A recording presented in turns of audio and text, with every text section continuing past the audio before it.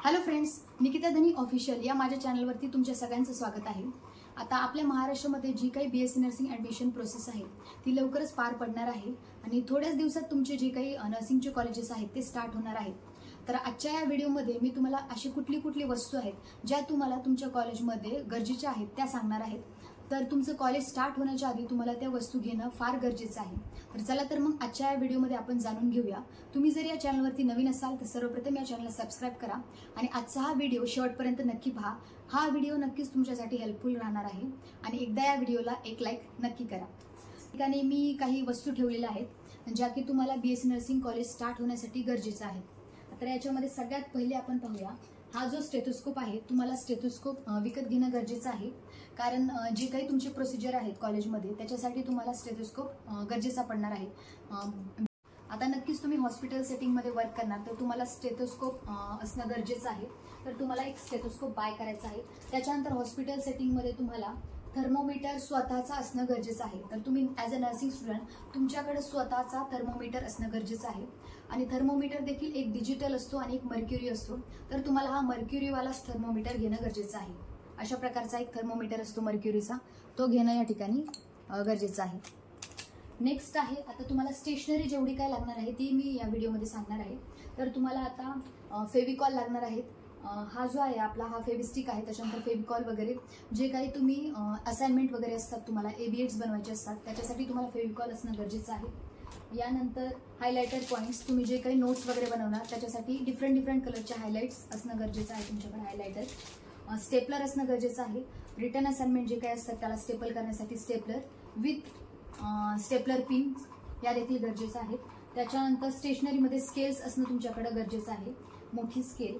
याच्यानंतर आता तुम्ही क्लिनिकलमध्ये वर्क करणार तर क्लिनिकलमध्ये तुमचे जे काही क्लिनिशियन असतात म्हणजे जे काही ट्युटर असतात ते राऊंडला येत असतात आणि अशा काही भरपूर गोष्टी असतात ज्या तुम्हाला फर्स्ट पोस्टिंगला माहिती नसतात। तर त्या सगळ्या मेंटेन तुम्ही तुमच्या डेली डायरीमध्ये करणार। एक तुमच्याकडे पॉकेट आर्टिकल म्हणजे एक स्मॉल डायरी असणं गरजेचं आहे। तर तुमच्याकडे एक स्मॉल डायरी असणं देखील गरजेचे आहे। अशा प्रकारची एक स्मॉल डायरी तुम्ही विकत घेऊ शकता आणि त्याच्यामध्ये जेवढ्या काही हॉस्पिटल सेटिंगच्या नवीन टर्म्स असतील, काही डिसीज कंडिशन असतील त्या तुम्ही या डायरीमध्ये मेंटेन करू शकता। आता सगळ्यात इम्पॉर्टंट आहे, ॲज अ नर्सिंग स्टुडंट तुमच्याकडे पॉकेट आर्टिकल्स असणं गरजेचं आहे।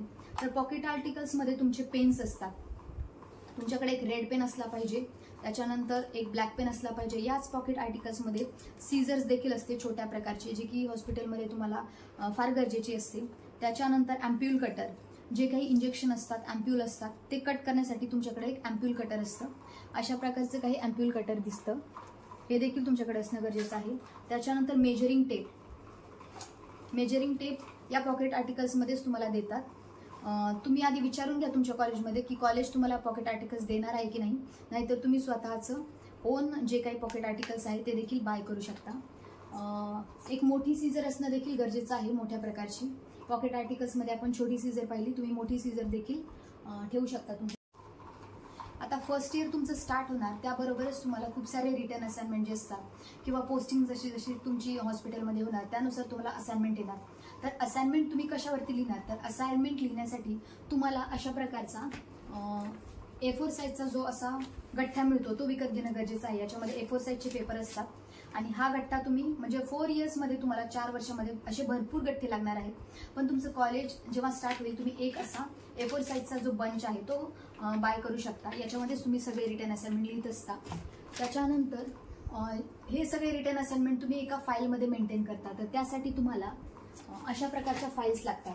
तर ह्या ज्या फाईल्स आहेत, आता याला कवर देखील मी लावलेला आहे, तर तुम्ही हा जो खाकी कवर आहे हा देखील विकत घ्यायचा आहे, याचा रोल मिळतो।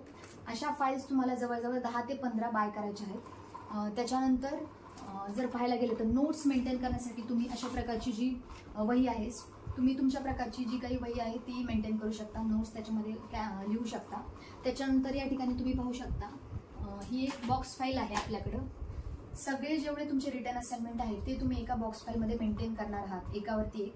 म्हणजे जी मी तुम्हाला छोट्या टाईपची जी फाईल दाखवली त्याच्यामध्ये तुम्ही पर इंडिव्हिज्युअल असाइनमेंट ठेवणार आणि सगळे एकेका सब्जेक्ट वाईज तुम्ही या बॉक्स फाईलमध्ये ते सगळे मेंटेन करणार। त्यानंतर तुमच्या नोट्स ज्या आहेत त्या देखील तुम्हाला ठेवायच्या आहेत। तर नोट्स ठेवण्यासाठी अशा प्रकारचं फोल्डर तुम्ही मेंटेन करू शकता। हे जे झिपलॉकचं आपलं फोल्डर आहे याच्यामध्ये तुम्ही मेंटेन करू शकता। आणि त्याच्यानंतर हे जे टॉपिक वाईज जर तुम्हाला नोट्स मेंटेन करायचे असतील तर अशा प्रकारचं देखील जे फोल्डर आहे ते देखील तुम्ही बाय करू शकता. आता जसं की तुमचं BSc नर्सिंग स्टार्ट होणार, BSc नर्सिंगमध्ये सगळ्यात इम्पॉर्टंट असतात तुमचे AV aids, audio visual aids. आता हे नेमकं काय आहे हे तुम्हाला आत्ताच कळणार नाही, त्याचा एक डिफरंट व्हिडिओ मी माझ्या चॅनलवरती अपलोड करेल. पण सध्याच तुमचं स्टार्ट होणार आहे जे काही BSc नर्सिंगचे कॉलेजेस आहेत, तर त्याच्यामुळे तुम्हाला अशा प्रकारचे काही कार्ड्स आहेत, याला फ्लॅश कार्ड म्हणतात. हे कलरफुल मध्ये पॅटर्नमध्ये मिळतात. आता याच्यातले बरेचसे फ्लॅश कार्ड मी यूज केलेले आहेत, त्यामुळे थोडे कमी आहेत. तर हा एक 150 रुपयाचा असा बंच मिळतो, हा देखील तुम्हाला बाय करायचा आहे. याच्यावरती तुम्ही तुमचे फ्लॅश कार्ड्स बनवणार आहेत. मी माझ्या चॅनलवरती एक डेमो फ्लॅश कार्डचा व्हिडिओ अपलोड केलेला आहे, तो देखील तुम्ही पाहू शकता. आणि या फ्लॅश कार्डला सपोज आता आपण एक फ्लॅश कार्ड पाहूया. या फ्लॅश कार्डला साईडने तुम्हाला एक टेप लावायचा असतो, म्हणजे कलरफुल टेप तुम्ही लावू शकता. तर या ठिकाणी आम्ही ब्लॅक कलरचा टेप यूज करतो, तर अशा प्रकारचा टेप तुम्हाला बाय करायचा आहे.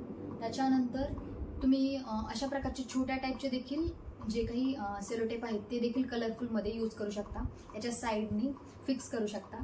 आणि सेलो टेप तर तुम्हाला लागणारच, काही पण तुम्हाला जर फिक्स करायचं असेल, चिटकवायचं असेल तर त्याच्यासाठी सेलो टेप देखील गरजेचं आहे. तर हे झालं फ्लॅश कार्ड. त्याच्यानंतर मोस्ट ऑफ द BSc नर्सिंगचे स्टुडंट जे वापरतात ते असतात तुमचे चार्ट्स. तर तुम्हाला अशा प्रकारचे जे काही चार्ट्स आहेत ते देखील विकत घ्यायचे आहेत. तुम्ही बल्कमध्ये चार्ट्स घेऊ शकता, 100-200 असे चार्ट्स विकत आणू शकता. तर अशा प्रकारे या ठिकाणी आपण सगळं जे काही BSc नर्सिंगला लागणारं स्टेशनरी आणि अदर जे साहित्य आहे ते पाहिलेलं आहे. त्याच्यानंतर या ठिकाणी हँकरचिप आहे, तो देखील तुम्हाला बाय करणं गरजेचं आहे. कारण तुम्ही क्लिनिकल पोस्टिंगला जेव्हा पोस्टेड असणार तेव्हा सारखी तुम्हाला हँडवॉश करावं लागणार. तर हँडवॉश केल्यानंतर तुम्हाला स्वतःचा एक रुमाल असणं गरजेचं आहे, ज्याला तुम्ही तुमचे हँड जे आहेत ते ड्राय करू शकता. आणि स्पेशली गर्ल्ससाठी नेट असणं गरजेचं आहे, कारण तुमचे जे हेअर आहे ते तुम्हाला क्लिनिकल पोस्टिंग आणि हॉस्पिटलमध्ये आणि तुमच्या कॉलेजमध्ये देखील ऑलवेज टाय करून ठेवायचे. तर त्यासाठी तुम्हाला नेट गरजेचं आहे. तर आता जेवढे काही तुमचे रिटर्न असाइनमेंट असतात किंवा क्लिनिकल पोस्टिंगचे जेवढे असाइनमेंट असतात, थेअरी प्लस क्लिनिकल, हे सगळं तुम्हाला अट्रॅक्टिव्ह आणि डेकोरेटिव्ह लिहिणं गरजेचं असतं. त्यासाठी तुम्हाला पाहिजेत अट्रॅक्टिव्ह आणि चांगल्या टाईपचे पेन्स, जे की चिझल मार्कर असतात. तर या ठिकाणी तुम्ही अशा प्रकारचे जे काही मार्कर्स पेन आहेत ते यूज करू शकता. आणि कलरफुल तुम्ही रायटिंग तुमची ठेवू शकता, डिफरंट कलरचे अशा प्रकारचे ते चिझल मार्कर असतात. आणि आपले दुसरे पण बॉक्स टाईपमध्ये चिझल मार्कर मिळतात, ते देखील तुम्ही यूज करू शकता. आता BSc नर्सिंग म्हटलं की तुम्हाला खूप साऱ्या ड्रॉइंग्स वगैरे येतात डिसीज कंडिशनच्या किंवा अदर जे काही असतात, त्याच्यासाठी पेन्सिल कलर देखील तुमच्याकडे असणं गरजेचं आहे, म्हणजे तुम्ही ड्रॉइंग करून ते सगळे अट्रॅक्टिव्ह बनवू शकता. त्याच्यानंतर नोट्समध्ये मेंटेन करण्यासाठी स्टिकी नोट्स असणं गरजेचं आहे. डिफरंट कलरचे तुम्ही स्टिकी नोट्स आणि हे पॅरा स्टिकी नोट जे असतात आपले ते देखील तुम्ही लावू शकता रिमाइंडर म्हणून. त्याच्यानंतर असाइनमेंटला डिस्ट्रीब्युशन करण्यासाठी अशा प्रकारच्या पिन्स असतात, या पिन्स देखील तुम्ही यूज करू शकता. ह्या काही अशा प्रकारच्या असतात, जेणेकरून त्या सगळ्या एका बंचमध्ये राहतात. आणि पंचिंग करण्यासाठी खूप इम्पॉर्टंट आहे, एक पंचिंग मशीन असणं देखील गरजेचं आहे. तर या सगळ्या ज्या वस्तू आहेत त्या सगळ्या तुम्हाला स्वतःच्या तुमचं कॉलेज स्टार्ट होण्याच्या आधी बाय करायच्या आहेत. या व्हिडिओमध्ये मी डिटेलमध्ये तुम्हाला संपूर्णपणे माहिती सांगितलेली आहे. हा जर व्हिडिओ तुम्हाला आवडला असेल तर नक्की या व्हिडिओला लाईक करा आणि हा व्हिडिओ तुमच्या फ्रेंड्ससोबत जास्तीत जास्त शेअर करा. आणि अशाच आगामी येणाऱ्या इन्फॉर्मेटिव्ह आणि नॉलेजेबल व्हिडिओसाठी आजच चॅनलला सबस्क्राईब करा. तोपर्यंत नमस्कार.